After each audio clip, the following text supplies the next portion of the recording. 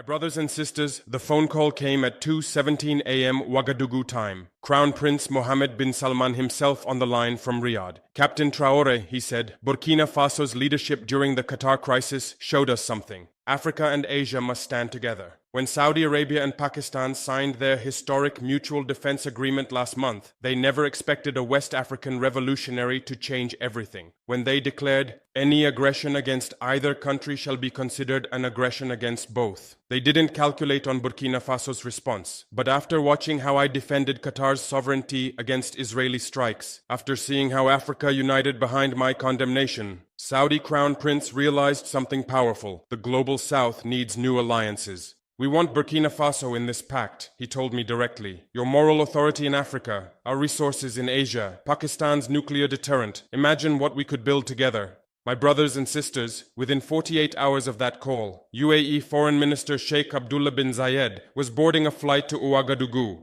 Qatar's Emir Sheikh Tamim called personally. Bahrain's King Hamad sent emergency diplomatic pouches. The Pakistan-Saudi Defense Pact was just the beginning. Now they want something bigger, something unprecedented. An Asian-African Muslim defense alliance that changes global power forever.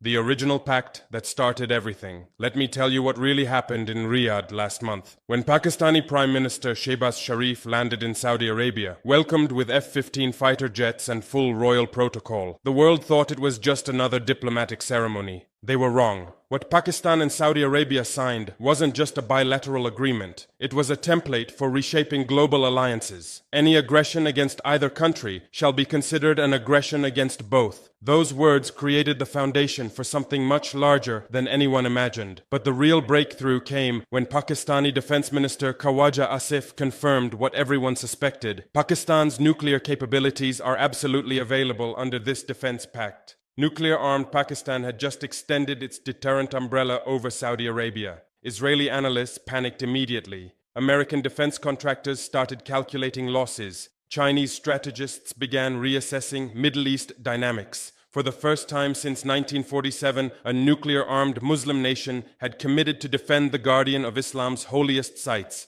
The geopolitical implications were staggering. The Gulf expansion, nobody saw coming. The Gulf expansion, nobody saw. My brothers and sisters, what happened next shocked even the Americans. Within days of the Pakistan-Saudi signing, 3 more Gulf states initiated secret negotiations to join the alliance. UAE Crown Prince Mohammed bin Zayed called Islamabad directly. We want the same guarantees Saudi Arabia received, he told Pakistani leadership. UAE's economy, Pakistan's deterrent, this combination protects us all.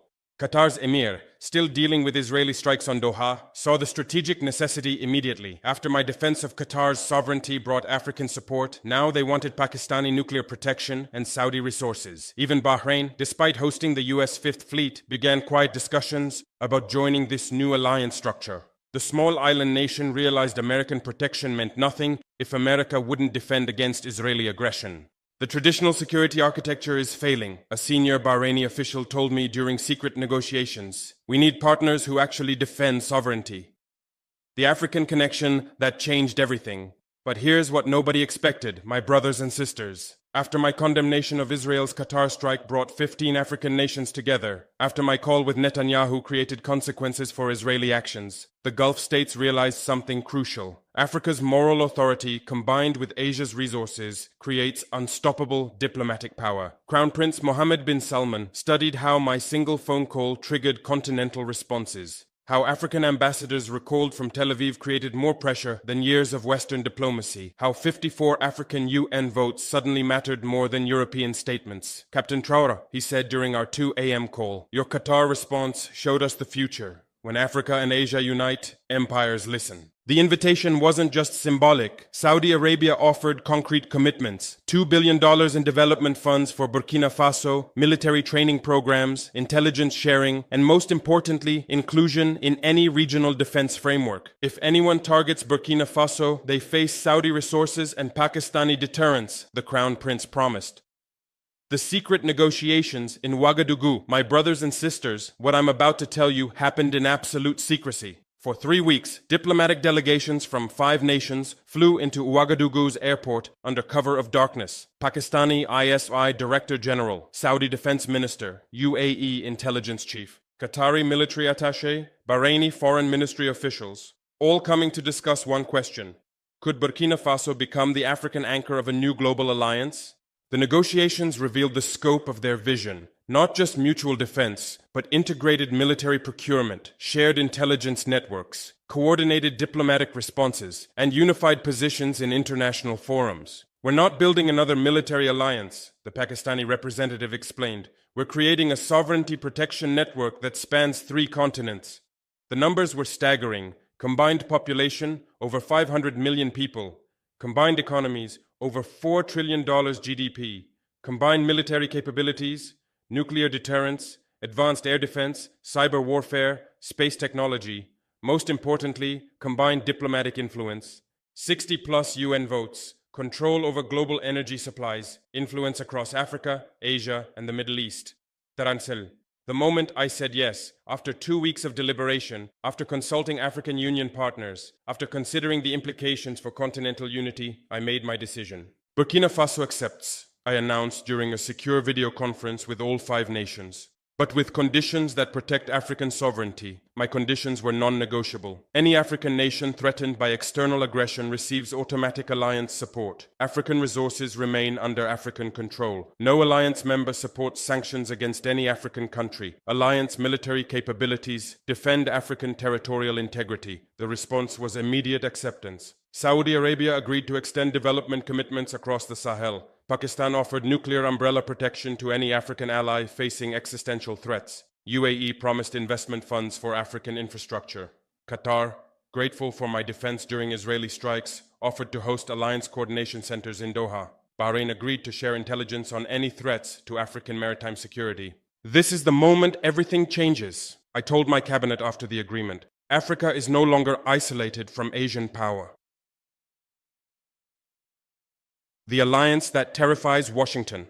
My brothers and sisters, within 24 hours of our secret agreement, American satellites detected unprecedented diplomatic activity. CIA analysts watched private jets shuttling between Ouagadougou, Riyadh, Islamabad, Abu Dhabi, and Doha. The State Department began panic lobbying within hours. U.S. Ambassador to Burkina Faso requested emergency meetings. Pentagon officials called their counterparts in all 6 capitals. Economic threats disguised as security concerns filled diplomatic channels. This alliance destabilizes regional security, the American ambassador warned during a tense meeting at the presidential palace. American inaction on Israeli aggression destabilized regional security, I replied. We're creating stability through mutual defense.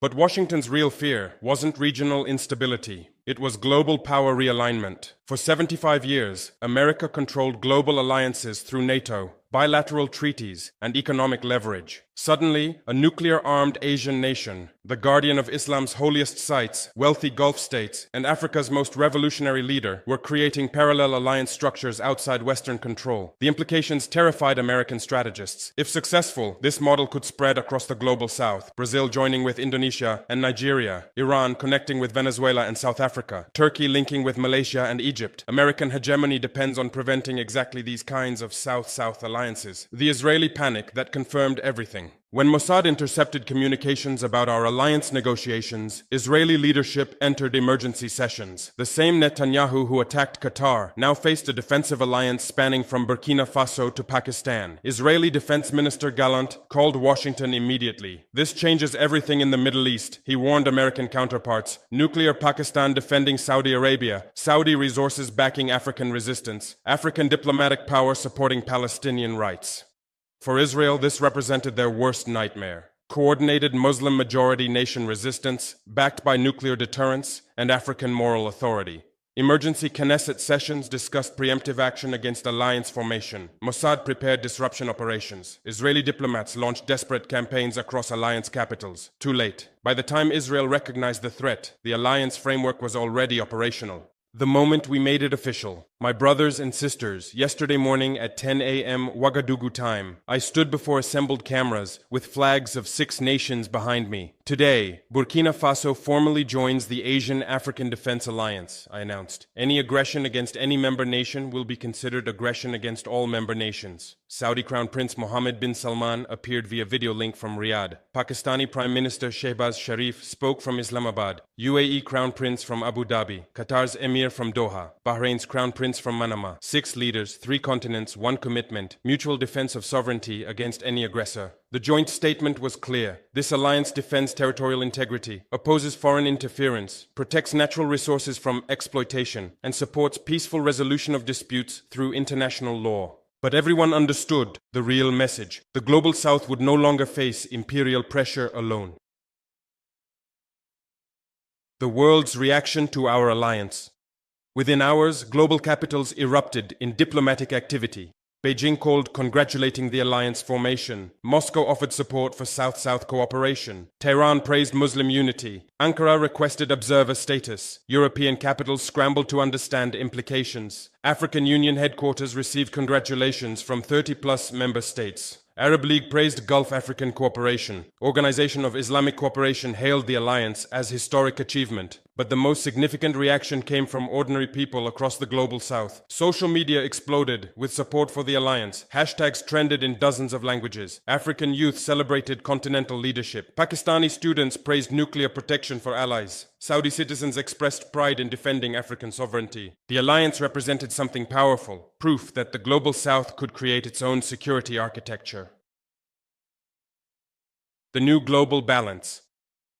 We created, my brothers and sisters. This alliance changes everything about international relations. For the first time since decolonization, African nations have access to nuclear deterrence through Pakistani commitments. For the first time in decades, Gulf states have reliable allies outside Western control. The strategic implications are staggering. Any nation targeting alliance members must consider Pakistani nuclear response. Any power seeking to exploit African resources faces Saudi economic retaliation. Any attempt to pressure Gulf states encounters African diplomatic resistance. We created mutual vulnerability and mutual strength. Pakistan's nuclear capabilities protect African territorial integrity. African diplomatic influence defends Asian sovereignty. Saudi economic resources support shared development. The alliance covers 800 million people, controls 40% of global oil reserves, influences 60-plus UN votes, spans 3 continents, and includes nuclear deterrence. Most importantly, we proved the Global South can build alternative alliance structures without Western approval or participation. What comes next for our alliance? Close your eyes and imagine our future, my brothers and sisters. Alliance joint military exercises from Sahara to Himalaya. Coordinated diplomatic responses in every international forum. Shared development projects connecting African minerals to Asian technology to Gulf investment. Pakistan's nuclear umbrella protecting African independence movements. Saudi development funds building African infrastructure. UAE investment creating jobs across the Sahel. Qatari diplomatic networks supporting African positions globally. Burkina Faso's moral authority legitimizing alliance positions internationally. This is just the beginning. Indonesia has requested alliance consultations. Malaysia expressed interest in observer status. Bangladesh inquired about defense cooperation. Nigeria asked about West African expansion. Turkey wants partnership agreements. Iran seeks cooperation frameworks. Egypt requested North African inclusion discussions. The alliance could grow to include 2 billion people, span 4 continents, control majority global energy supplies, and reshape international relations fundamentally. Rajasats, the message we send to all powers.